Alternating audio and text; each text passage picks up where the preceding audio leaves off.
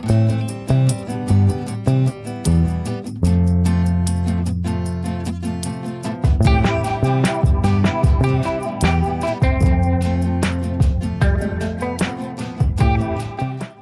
everybody, and welcome to another episode of Speaking with Accent, presented to you by Accent Student Media, Austin Community College's only student-run news source. My name is Nathan Spear, the editor-in-chief of Accent Student Media, and I'm joined by Elif Sahin. I'm a communications major, and I'm a writer for Accent. Joseph Hurt. I'm an RTF major and also a writer for Accent. And Alice Wilson. I am an undeclared major, and I'm also a writer for Accent. So last episode, we brought 4 different topics to the table, and this time we're going to be focusing on just one item of interest. Alice will be leading the conversation on that. Could you let us know what today is all about? Yes, for sure. I'm excited to talk about this and hear what everyone else has to say as well. But today I'm kind of bringing this topic of how to find your purpose or your plan, kind of your career, your life path, whatever you want to call it. It's definitely an overused term, but it's something that I have thought about a lot in my own life, and especially as an undeclared major, I'm still thinking about it. So I have brought 2 thought experiments that have helped me a lot in my own kind of journey to finding what I want to do. And I think hopefully everyone who's listening will be able to relate to them. So one of them is a little bit more step-by-step, and the other one is more like a theory, we'll call it.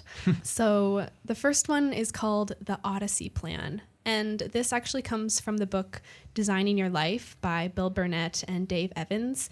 And they actually made a Stanford course out of this. So there's a lot of like scientific data that's backing this research up.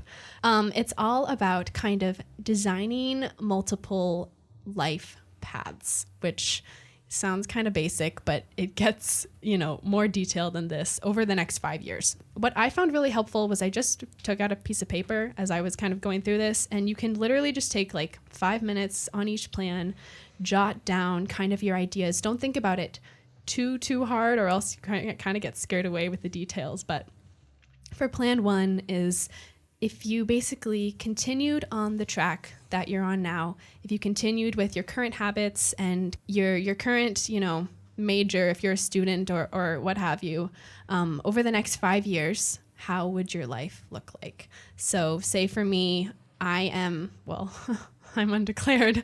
Let's say I was majoring in English, which was an option that I was considering for a long time. It might be like, okay, over the next 5 years, I'm going to graduate with maybe my associates, or I'll transfer to a university, become maybe an English professor. I'll be living in Texas. I'll be, this, that, and the other thing. So if you just continued with whatever you're doing now, what would your life be like in the next 5 years? You're an undeclared major, but you are taking classes, right? Yes, I'm taking all of my core classes. So the goal is to transfer to UT. So for me, it would look like transferring to UT, going into whatever my degree ends up being in. Mm-hmm. Could be English, could be French. That's kind of like, I can see this reasonably happening for me. Mm-hmm. What about you guys? Well, I guess I'm a journalism major, and I've been doing the journalism track too. I'm in my final semester of it, I guess. So it's kind of hard to say where, like, if I continued what I'm doing, because it feels like I won't be continuing what I've been doing, like after this semester. But probably something in writing or creative writing in a 4-year would hopefully be the goal, you know. And then seeing what happens from there, I don't know. It's just like I feel like I've been playing it very, as the, wind flows kind of ordeal. Yeah. So it's just it's hard to say. It's hard to see what I've been doing to say if I continue to do it. Like it's like I feel like I haven't had a pattern so much as to something that I could continue to have, if that makes sense. That's totally reasonable. And I think that's one of the reasons why kind of laying it out like this is so helpful, because it actually makes you think about like, oh my gosh, what does 5 years Yeah, I haven't had a direction. Maybe, wait a minute. Maybe I should get one of those. No, yeah, that's it honestly is pretty eye-opening. And I would like to know better what I'd be doing in 5 years. But I think that's like what your early 20s feels like, though. You're kind of just like thrown into like adulthood, and you just kind of have to figure it out as it goes. Like everything is kind of unpredictable. But I think what's important in your early 20s is like your daily habits, like taking care of yourself, like making sure you're spending time with, you know, friends and family, things like that. Are you in your 20s? I just turned 20. Oh, like, wow. this And now you're an summer. expert. You got an expert over Yeah. here. Yeah. But I think that's kind of like the trajectory I'm on. Like obviously I'm going to graduate, things like that, but I have no clue like where I want to work, like what I want to do as a career. What was your major again? Communications. Okay, sure. Yeah. So it is pretty general, but I feel like, you know, having those doors open is Yeah. nice too, surely. Yeah. I used to want to be like a corporate communications major, but now I'm like, I kind of want to do like political communications because that's like my main interest. And what But would I'm you like, do with that? I'm exactly. curious. I don't know. Go overseas or something. Yeah. Overseas. I don't know, like a diplomat. We'll see. Should We'll I go? see. Should I talk Yeah, about go mine? for it. So I'm an RTF major. So like that means radio, television, film. And for me it's filmmaking. And I really want to do directing. And like in 5 years, the goal is to be directing movies, which is like, it's very ambitious. Like I want to get into UT Austin. I want to graduate and I want to be making movies, or at the very least working in the film industry, like not just as a production assistant. You know? I can totally see you doing that. Yeah, You should for volunteer sure. for like SXSW or South by Southwest. yeah, South by Southwest. Yeah, they have a lot of good opportunities. We probably are going to be covering it for Yeah, For accent, For yeah, accent. that'll be exciting. Shout out if anyone wants to join and is interested in covering that. But based off majors, I feel like you can relate. Like I feel like an undeclared artist in that, like I know I want to be creative and create things, but there's so many avenues, like creative outlets that I want to explore and see what like I find not only success in but passion for. I actually went through like the same exact kind of thought process. Like for a long time during high school, like my creative interests were just like all over the place, like kind of shotgunning out. And I would do music, I would do writing, I would do graphic design. Like I had all these giant phases. no, literally same. Yeah. And I don't like, for me, filmmaking is kind of chosen arbitrarily. Like it sounds kind of silly, but like there's a couple different reasons why I chose filmmaking like as the creative avenue for me. And one of the biggest reasons for me is like people don't read stuff as much anymore. Like people watch movies, and if I want to create something that's seen by people, then I think movies is probably the better way to do that. Yeah, Interesting. and I feel like it also combines like a lot of kind of creative aspects too. Oh yeah, exactly. So it's yeah. kind of like a huge kind of combination of everything. And yeah. yeah, It's it'll like also the- pay your rent too, which is good. yeah, that's a big thing. It's on like the Depends. back of our minds for everything at this point. Yeah.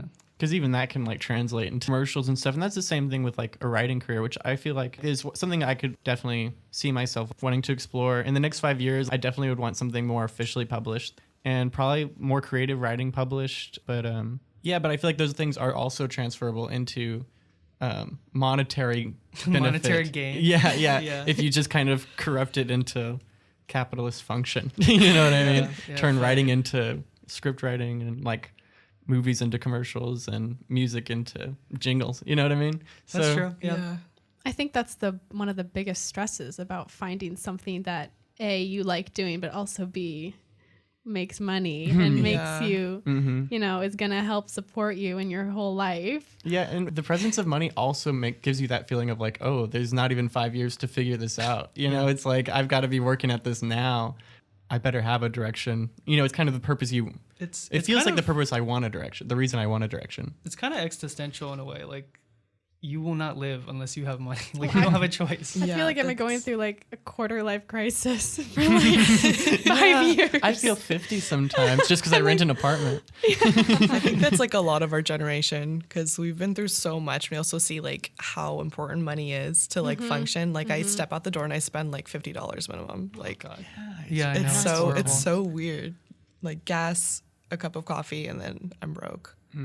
I feel like a direction would not change my bad spending habits because those things need a lot more work. This needs to be another podcast episode, totally off Learning how to topic. budget But like 101. budgeting, investing, Yes, savings. for sure. I would love to just Yeah. Get on that's like that. a selfish topic. The thing is like one of us would have to be an expert on that. Or at Yeah, least know how to so do it. true. So Or at least watch some TED Talks on it.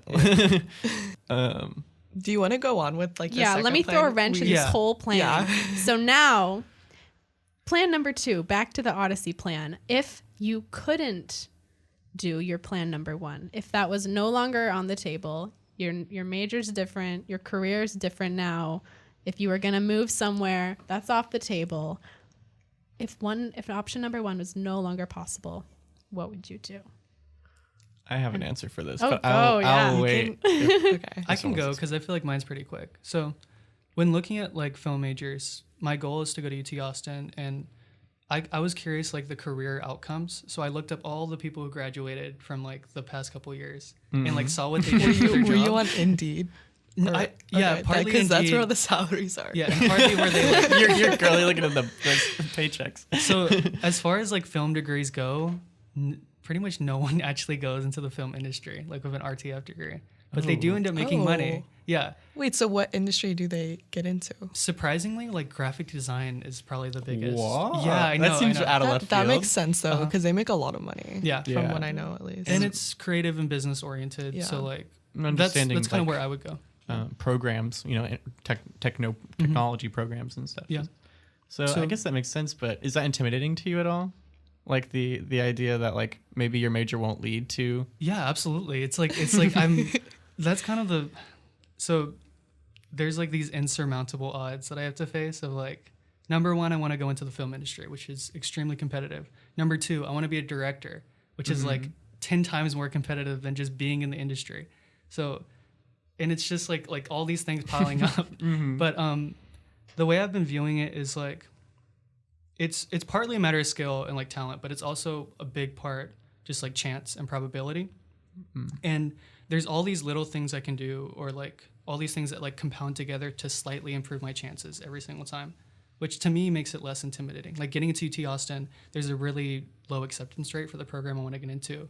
And like, it's just like I can improve my chances. I'm not guaranteed to get in, but like that kind of gives me And a little persistence bit of peace. is what's important too. Yeah, exactly, Like you're putting the effort in and wanting to maintain like the direction to that success. You know what I mean? So I think that's where the salt is, and the friends you make along the way. Oh, Can help I you get forgot there. about that. Yeah. Do you want to talk about yours, Elif? Yes. I feel like if anything, I'd just be like a painter in Italy or something like that. I've always loved to paint, but I know that's not going to make me a lot of money, obviously. And it's also like really uncertain. My grandma used to be a painter. Amazing. Yeah, but obviously like she didn't bring like all the income to her house. Like it was just a hobby. But Right. I think that's definitely what I would do.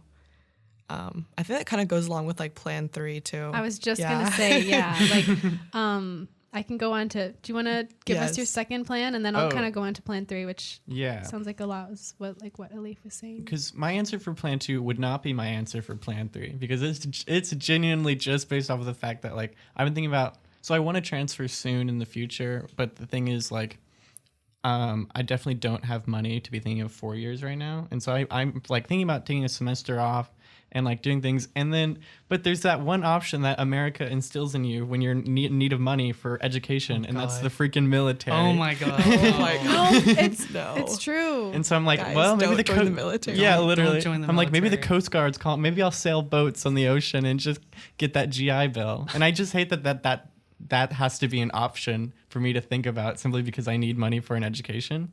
Is like what Just simple get thing. married at this point. Don't join the military. Yeah, for sure. No, I wouldn't join the military. It's definitely a far option. It's just what I'm bringing up because it is an option. It does have its like there are people going to ACC or like beyond that are like just like free rides and stuff, and there's a lot of benefits with doing it, but it just sucks like the payment for doing Yeah, it. and also, can I say something? I've seen like a lot of like booths set up at ACC of like people trying to recruit students to join the military, and I feel like that's super harmful. You know what I mean? Yeah. It's a lot of cultish. a lot I of don't know. community college students like don't have like the financial resources to go to a 4-year, or B, they don't know what they want to do with their lives, and people trying to like rope them into the military is like Predatory. just It does just seem, sell your soul to like yeah, a it's whole like military that like doesn't care about whether it you does live seem or die. targeted Yeah. now. Like it's like, hey, It you is have, you have targeted. low income and you want an education. Clearly, it's like Yeah. it's targeted towards me. It's like damn it, it's working. But it definitely would never be my plan 3. Which if you want to go into that. Yeah. So plan 3 is if money and status were of no importance. So just like throw it out there. Just have fun with this one. Like if you didn't have to worry about paying your rent every month or being a millionaire or having this fancy CEO position, what would you like just want to do?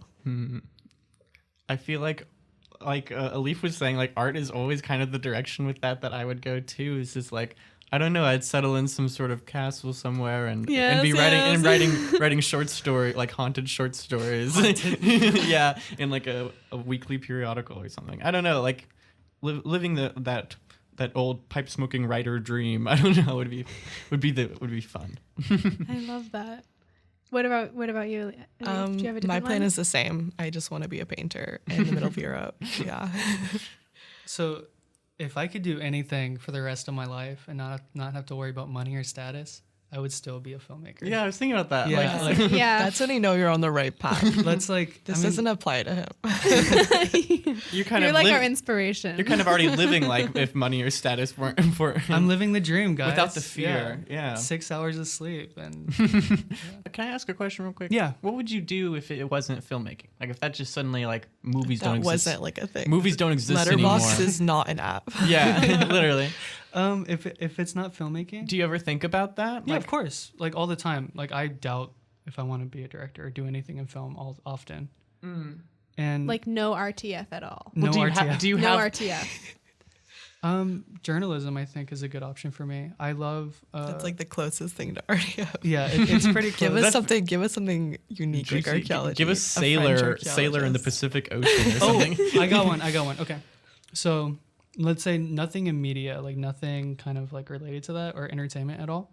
Then I would do philosophy. That would be my major. Philosophy. Yeah. That's cool. That's basically filmmaking. Yeah, I would do philosophy, and I would consider either teaching or becoming like a lawyer. That would That's be my, really cool. I was actually thinking of being a professor or a lawyer at some point. Well, I think the cool thing about all these plans is you can kind of look back over them and see the through line, like kind of what your main values are. So maybe yours is writing and yours is art somehow. So you know that that is something that you want to have in your future. In the somehow. foundations, Like that's in your foundations. So I think that's one of the biggest benefits of going over the plans like this. And then also just overall, like having I know for me at least, having my mind exposed to like, oh, wow, I actually could do any number of things, even if I'm not doing what I thought it would be. That just made a big, like just writing this out. Again, I really encourage anyone listening who's in the same boat, just like take a few minutes and you might just like surprise yourself with what you can. What would be you haven't answered enough of these. You By the mean- way. Let's hear about your story. At least plan 3. At the very Plan least. 3, I think that I would be like I'd probably just want to travel around. Okay. Oh my thought god. And I be- would just say truck driver. I was like, oh, that's rad. Interesting, yeah. That's Driving around No, the country sounds kind of cool. I yeah. think I would be like an archaeologist and go to like Stonehenge and That's so then cool. Egypt Ooh, that'd be and so like interesting. just go around and not need to really. Are you into like archaeology? Well, it's always been like kind of in the back of my mind, but never something I've actually pursued. That's cool. I've never thought about like rocks in that way. Like, I've never thought about. I've never. It's a whole Not new even world. the right. Geology is wrong. oh wait, that's geology. Wait, archaeology is like fossils and stuff, Well, right? like in stuff from ancient Oh, civilizations. Like okay. excavating. Yeah. I don't know for if me. any of No, you guys have thank you. watched Bones. Bones, like Is that the one with like forensic Timothy show? But she's Chalamet? a What? No. Wait, That's bones and all. Okay. she's a forensic anthropologist, and I watched this show when I was like little, and it's probably totally glamorized. Well- but ever since then, I've been like, That's what mummies.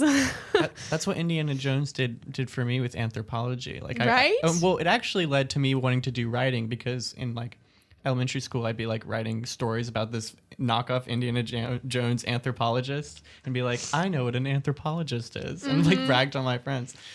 Anyway, thank you for answering. Well, sometimes, you have to be a little vulnerable because you don't want, it's like, I don't want anyone to think that this is stupid, but. I think archaeology is cool. And they got programs in ACC for it, like study abroad programs. Oh, yeah, to London. They do. Yeah. Which they I have think could be Oh my cool. some in gosh, like I need to move to Italy, London. like a bunch of places. Yeah. I want to look into how feasible that would be. Because I feel like sometimes I regret not putting all my baskets into all my What? fish. What's Fish the, into basket? yeah, putting all my eggs into into one Never. basket. my eggs into the archaeology Fish basket into or something like basket. that. That's like like a it. Jesus story. Yeah, fish into, oh yeah, you're probably right. Just making stuff up at this point. Yeah. Do you want to get into like the second topic that you wanted to bring up? Yes, Because I that was actually think interesting to me. just what we were talking about kind of segues well into it, which is so I've called this following your fears as a way to create your ideal life. So basically, rather than what is my passion, what is my purpose, which if someone tells me to like follow my passion one more time, I'm going to lose it because I don't know what it is. But it's following your fears instead as kind of like a compass or a GPS. And I'm not talking here about like Spiders. stupid fears. Like, okay, we're all adults here. I'm not saying like, oh, you should go, jump off a bridge or make like I'm scared of getting into debt, so I'm going to do that. No, like these are fears. It's like, when, say for me, it could be like archaeology or anthropology. And it's like, it's kind of in my mind and it's kind of an idea, but I'm super freaked out about it because I don't know what the future looks like.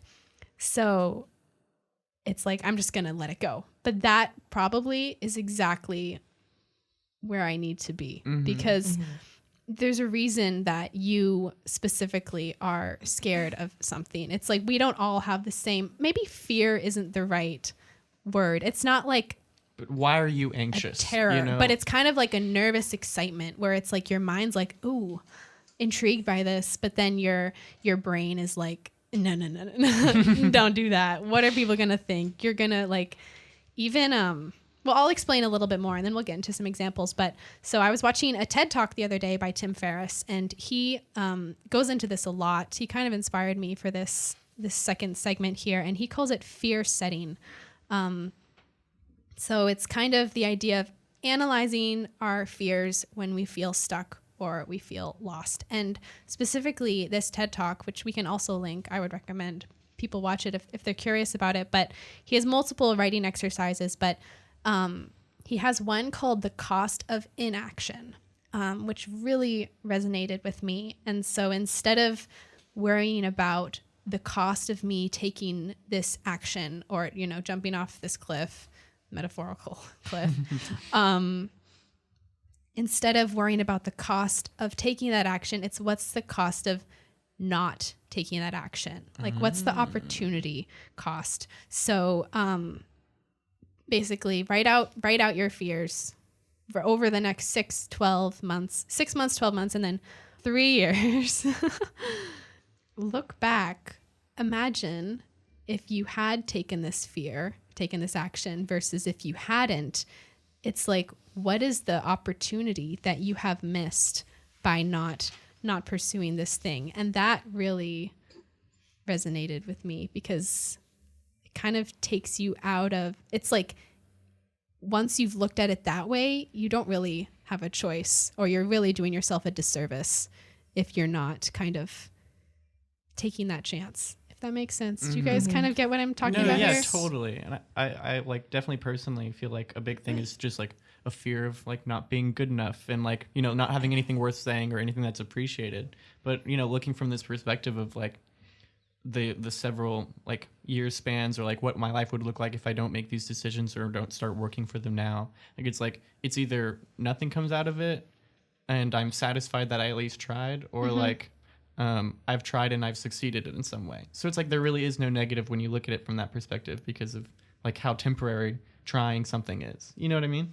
Yeah, but even if there is like a big cost, or there is like, say you're quitting a job that you really hate so that you can, take on your podcasting business full time, or Right. like, being a director. I just think that that really lines up with this topic, because you don't have if you weren't like there, I'm sure there's some anxiety about Of course. following that, because there Yeah. isn't any like sure thing at the end of it. But that's like exactly where you know you're in the right place. Yeah. I feel like. I'd love to share this quote from Stephen Pressfield, who wrote The War of Art. And he says, "Remember our rule of thumb. The more scared we are of a work or calling, the more sure we can be that we have to do it. The more fear we feel about a specific enterprise, the more certain we can be that that enterprise is important to us and the growth of our soul." And I think that goes for anything, really. I thought, that was a mic drop moment for me, at least when I read that. So That's really interesting. No, I really like that quote. It's reassuring because I do feel a lot of fear around my like career choices and like what I'm interested in, and it is comforting because it's like, oh, maybe I'm feeling that fear for a reason. Yeah. And it's comforting that like that doesn't mean I'm in the wrong direction. That could mean I'm in the the right direction. So I like that a lot for personal reasons. What about you, Elif? Oh my God. I think this reminds me a lot of like when I took a gap year before college and I decided to like just move to Prague out of nowhere. Whoa, that's awesome. I did not know Yeah, this. it wasn't like spontaneous. It was like in the back of my mind forever. But in high school, I was like a huge nerd. Like I was president of everything, like took like 20 plus AP classes. So it's really weird. Like if my senior self saw me in community college right now, she would be so shocked. Like, because I always saw myself going straight to a 4-year, climbing the corporate ladder. And that gap year like tremendously changed my life forever. I'm like not the same person I was. And it was so scary, like, because I'm like just in this foreign country, like not knowing anybody except like my roommates and things like that. But it like changed like what I valued a lot. Because before I used to value like making money, making my parents proud, being like the perfect immigrant daughter, things like that, and like all these pressures. But after that, after traveling everywhere and meeting so many interesting people, I'm kind of just like, I just want to learn and I just want to go, meet new people, see new places, and do what kind of fulfills my soul. And also I got into like photography and like painting again during that gap year. So it was so like fulfilling. But obviously it came with like a huge risk because I had no backup plan whatsoever. And all my friends would be getting like internships at like JP Morgan and things like that. And I'd be like, dang, like I'm just gonna go to Italy. Like I don't know what else to do. But like looking back now, you can see like totally the cost of if you hadn't gone. No, like for way sure. outweighs the fear probably that you had. I definitely would not be like the same person I am now. I feel like also I'm a lot more like independent now and like a lot more like comfortable with myself. Like my high school self was very like in her shell, like introverted. I feel like I'm still pretty introverted now, but like I don't have any issues talking to new people and putting myself out there and going after like new opportunities. So yeah, this resonates with me very heavily. Well, but yeah, cool. I don't regret anything.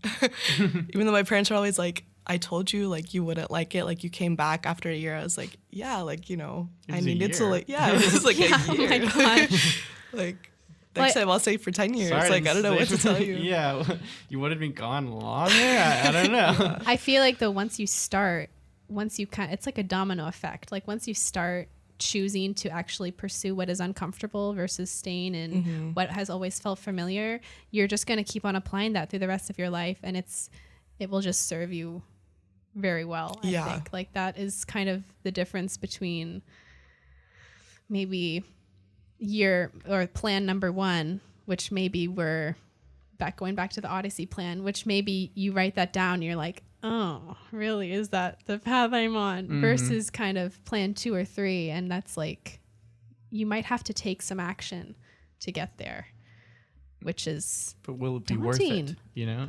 Well, will it be worth it? That's the fear, right? It's like, is it going to be worth it? Am I going to make enough money? Am I going to make a fool of myself? That was even me like joining this podcast, like, am I going to just like, do I have anything to say?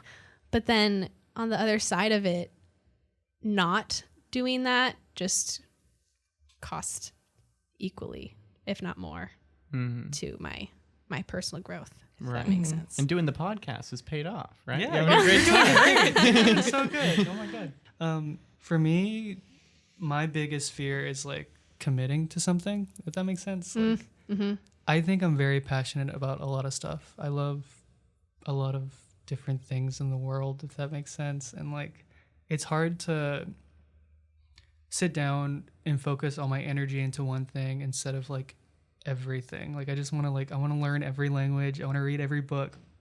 I want to like study every subject in school, but like, unfortunately, I kind of have to focus and choose one thing.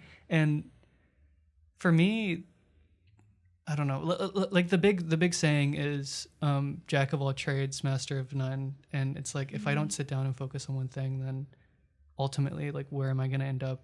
Just with like a bunch of random skills, but no like focus or direction. Yeah, we can really allow with that as as I was saying, being an undeclared artist or whatever. But I think that's also kind of why journalism feels like such a good like fallback, because it does feel like a little bit of everything. Like, you can be podcasting and writing a magazine and just learning about all these different art forms and different ways people express themselves, especially with like feature writing. And not to just reveal my interests and love of journalism, but I just feel like that's kind of like the reason behind my personal reasons for exploring like that as an option is just because it is kind of a jack of all trades, and that you can just continue learning and doing what you love and trying things you've never tried before, all for money. For me, like, filmmaking was a happy compromise because it does involve a lot of different skills like camera, music, I don't know, like production design, which is more art focused, like writing. It's all the stuff that kind of comes together and allows me to like explore all of my interests, but like under one thing, which is it was a good find for me. Like, yeah. Period. What were you saying? And I don't think like having a lot of interests is like inherently a bad thing whatsoever. I'm kind of like the same way where I want to learn about like philosophy, like I'm super into like politics, I'm into writing, I'm into reading, you know, art, everything. And it's like there's not like a single career path that kind of accumulates all of that into one, which is what I dislike the most about college, I feel like. Because once you choose a major, it's like you don't really have that many options. But I think like you should embrace that too, because a lot of people don't have any interest or hobbies other than like, you know, wanting to climb a corporate ladder, like my best friend. Like now she's like struggling to find like a sense of self. And I don't know. I feel like that kind of takes away like the soul from you, like the more like humanistic parts of you. Yeah. I agree. I resonate with that a lot. And I feel like in this context of like following what you're afraid of or what kind of pushes you out of your box, it's like, I know there's a lot of things that I like doing. I don't know exactly what the next step is, but I do know, if I just ask myself, what I would be kind of nervous to do, like what would push me, because I agree, writing, art, like journalism, archaeology, whatever, like pretty much all the humanities, I could see myself in those fields. But if I look at like, what am I the most, like, I have to hold my breath before, you know, clicking submit, or like, what is that? And then I have to continue through with that and follow that. And that's kind of like your personal GPS, I feel like. And what is that for you? Like, what's the thing that makes you hold your breath before you submit? Well, definitely. Declare your major right now. Definitely applying to UT was like a big fear, so my sister is already in, and I've always kind of, well, she's already in, so I wanna get in, you know. Yeah. It's like there's a huge fear that almost makes me not even want to try, or like just go somewhere else. Because then it's like, then we won't be competing. But so applying to UT was like a big fear for me, which I've done. And then I don't know. applying for a degree in French is what I have decided to major in. That is a really big fear because She's going to be a French archaeologist. That's kind of badass. That's pretty cool. French studies. Yeah. Well, because I don't really know, again, what I want, but I do know that I can kind of speak French, and I do know that I would love to speak French, like, fluently. And I have, like, so I'm from Canada. As I have a little a basis in French, like I have a foundation in French, but I have never really pursued it because when it gets hard, you know, when you get past that intermediate level, you really have to push yourself to get over that. Mm-hmm. And I've never really, it's been like, I'll do it one day. Mm-hmm. And so that was kind of overcoming a fear for sure. Yeah, I definitely feel you with like the UT stuff, and I feel like we talked about it a little last episode, but like it definitely applying to like the 4 years of people's dreams is like definitely a huge thing of just anxiety. And like my parents both went to like UT, and then like I also have siblings that were like doing pretty well for themselves. Yeah. So like I can definitely kind of feel what you're saying about this kind of like feeling of not only the feeling of wanting to, you know, match up to them, but also to wanting to avoid that comparison altogether by going to a different place or like pursuing something completely different. But you know, I don't like that that those fears and anxieties, which are, you know, kind of irrational at times, would be placing limitations on like where I want my future direction to be as well. And I also think, you know, just because like your major is in something or you're pursuing something professionally doesn't mean it has to be your life either, you know? So like if you're doing like a writing career, or like, you know, you're teaching French, like that's a huge passion of yours. And there's still room for those other things in your life that can also be like passions and that kind of thing. And with like filmmaking, you know, like, and like everything we've mentioned is like, there's so many opportunities later in your life to explore those things that interest you. And in different ways than just that sort of stereotypical direction of I need a career in it. You know what I mean? Something I forget a lot is that I have a whole lifetime to kind of like get into the things that I love. And it doesn't have to be the next like 5 years that I kind of do everything. It's easy. It's good to pace yourself. That's so true. Yeah. And I feel that, especially with social media and like you're able to see every other 20-year-old who is like a millionaire and who has started their own company and who's like in the investment market and who's like has their whole life, it feels like, already. And I'm like, you know, my job is I make smoothies.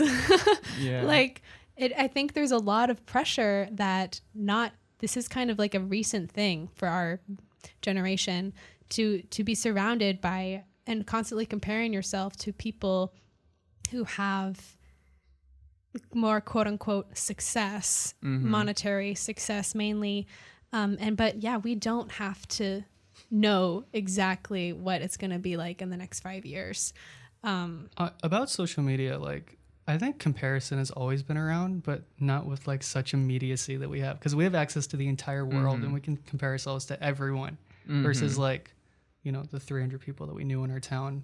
So which is just imagination, you know. Yeah. So it can be destructive, but you know, it doesn't have to be like I'm seeing the yacht they're using every weekend.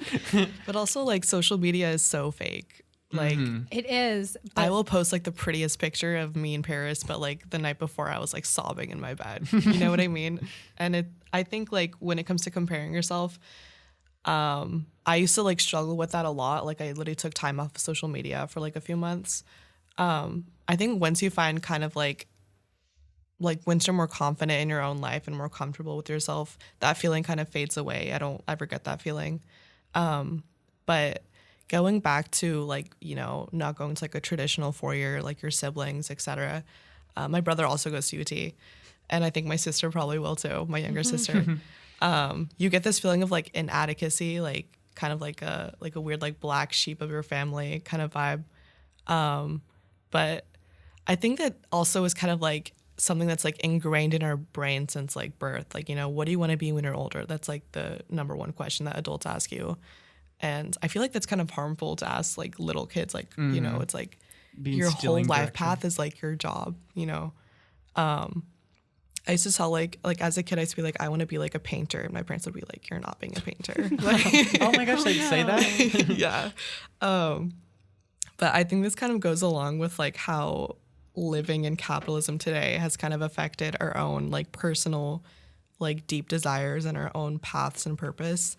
And how, you know, the drive to make money and fit in like a traditional kind of path has like taken away, I guess, like what we truly want in life. For me, life under late stage capitalism, if I dare use that term. Did you know it was like controversial to use that term? Late Like a stage lot of people capitalism? don't like they don't understand that we're living in late stage capitalism, and they see it as like a you shouldn't say that kind of. What? Yeah. That's so strange. Are they It just- denying that it's capitalism? that or- it's like late stage that capitalism. I guess the idea that capitalism might come to an end. Oh, Like I maybe this see. isn't really good for us. Yeah. You know? Anyway, I think living under an economic system which like prioritizes profit, in some ways, it can strip away your humanity, right? Like we were talking about this earlier, kind of like the desire to be an artist, but also like having to make money and being unable to pursue a lot of passions. It sort of separates you from your own desire to create, and you're forced to, at the very least, monetize what you create. Like there can't be this sort of like unbridled freedom that we used to have as kids. And I don't know, it's been sort of an unfortunate reality and reckoning with that I've had to to recognize. Yeah. I think I agree with you. And it's like, if I wanted to, so, okay, well, in a past life, I was a fashion major, and She's a French fashionista archaeologist. Yeah, literally from See, Canada. there's many things that are on the table, but anyway, so this fashion, like I loved sewing and I loved kind of like magazines and you know, it was a joy for me. Maybe like painting or or like writing. chronically being on Pinterest making outfits. I love that. But when it became something where I had to make money off of it, I was like, I don't even want to look at my sewing machine. Like, I don't like it. It's like same with, I don't know if it's the same with art, but same with like anything that's maybe a hobby. I don't think you necessarily have to monetize it. And maybe the goal is finding something that you can make money off of that isn't like your passion, but is something that you enjoy and you can find fulfillment in. But then you can also have these other things that you love to do. Like, I don't know. I feel like there's a lot of pressure too to turn because so many people say like, oh, just follow what you love to do and, you know, you'll love your life. But maybe you don't want to turn that thing into what you make your living off of, if that makes sense. Yeah, for sure. And I totally get what you're like. That's like what I was reaching at earlier with viewing your passion as something you need to monetize or something you need to build a career off of, like stereotypically, can be destructive as a way to like. I think there can be both. You can have the thing that you love to do. Maybe it is that you love directing films, and then you can go into that. But if not, like, that's part of the reason why I went into French, because I like French. I know I'll be able to apply it to something. I'll come away from school with a skill that I know I'll be able to use, but I don't have to like let go of everything else that I love to do as well. Like, it doesn't have to just be one thing, maybe is where I'm going with this kind of spiel. Yeah, I think I have that mindset too, where I'm like, I need to just pick one thing, when in reality it's like I have such a long life ahead of me that I can pursue, you know, different things at different times in my life, you know, different eras. And I think that makes a lot of people uncomfortable too, because they kind of just want like one straightforward path. They want to know. But yeah, what I it's feel like gonna now I'm be. more comfortable with like a bunch of different paths I can take, and maybe taking, you know, 2 or 3 of them. Yeah. With like a feeling of uncertainty. And I feel like capitalism has kind of like built that kind of inner desire or like need think like you need to be on this path to do something you love, or you need to be following these rules or these kind of like other people. Like comparison is built out of capitalism's like fuel, which is competition. You know, like the idea is that we are competing for our success, which drives the like innovation in our society, I guess. And so like it's creating these anxieties of like we need to be better than the other people so that we can be something of worth and successful, I guess. Yeah, and I think that kind of reminds me how like it's like all the working class is kind of like competing with one another. Kind of reminds me of like Marx's concept of alienation in some ways. And then the rich is just like, you know, looking down at us and seeing us all like fight each other, you know, and they still hold like most of the power of. Can you explain what that is for people who don't know maybe? Yes. It's basically where you feel like a state of being, I'm just going to read like the definition online that I find, but it's the estrangement of individuals from themselves and others, a feeling of normlessness and powerlessness caused by separation and isolation from an individual's sense of self, society, and work. And this happens when I feel like people are kind of overworked, or they're kind of like thrown into like a corporation, and the workers kind of feel separated from the work itself, the products of the work, and their coworkers. And that's like an effect of living under capitalism. Yeah. A lot of like famous sociologists talk about that concept. Which is why I liked what Alice was saying with like in this day and age, like I think it is then important to, if you're wanting to make money off of a career or something, make sure it's something you feel fulfilled by, like with the French, or like the learning French or teaching it, or like with journalism, it's like it's not maybe like something that's directly my interest, but it's something that I can creatively express myself, that I'll still be fulfilled by while making that money. But you know what I mean? It's difficult to do that under late stage capitalism when it's like it's difficult to make money and be fulfilled at the same time. Because obviously, like you guys mentioned before, like your art turns into profit. Yeah, and most people's side jobs aren't doing French. It's like working at a McDonald's. It's like you know what I mean? Yeah, it's like being like a DoorDasher or something like that. And it's mind numbing, you know? I think when you go back to this Odyssey plan we were doing in the beginning, like making those 5-year plans, that helped me at least see other possibilities of what it could look like besides the DoorDash or the McDonald's, which is, we all do that as like a way to, make the rent, or I don't know if we all do it, but yes, I do. And when it's hard not to get stuck in that and to get kind of a pessimistic kind of outlook on like, oh, the world's against me anyway. So I'm just gonna, it's like you have to kind of push yourself to look outside of that a little bit, which again, it's not easy.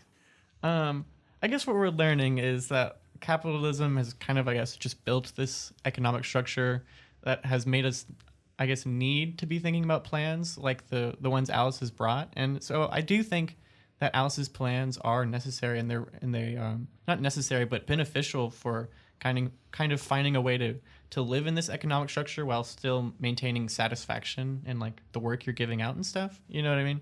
So there is just disappointment and an impossibility in the fact that we will be having to think about money because of the way our society is built.